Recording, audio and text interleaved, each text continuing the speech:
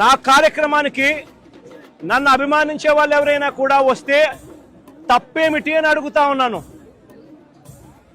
వాళ్ళని రానివ్వకుండా ఏకంగా రోడ్లన్నీ తోవారు.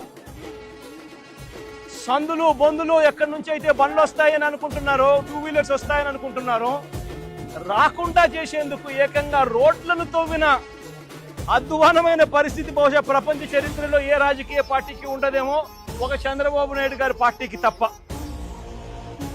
నిజంగా ఒక ప్రతిపక్ష నాయకుడిని చూసి చంద్రబాబు నాయుడు ఇంతగా భయపడతా ఉన్నాడంటే నిజంగా చంద్రబాబు నాయుడు గారు ఎక్కడైనా బావి చూసుకొని దుంకాలి.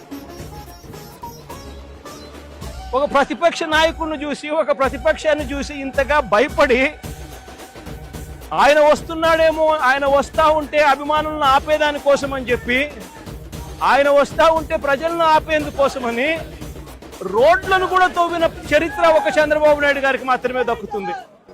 కారిపోతుంది కదా సార్ మీకు.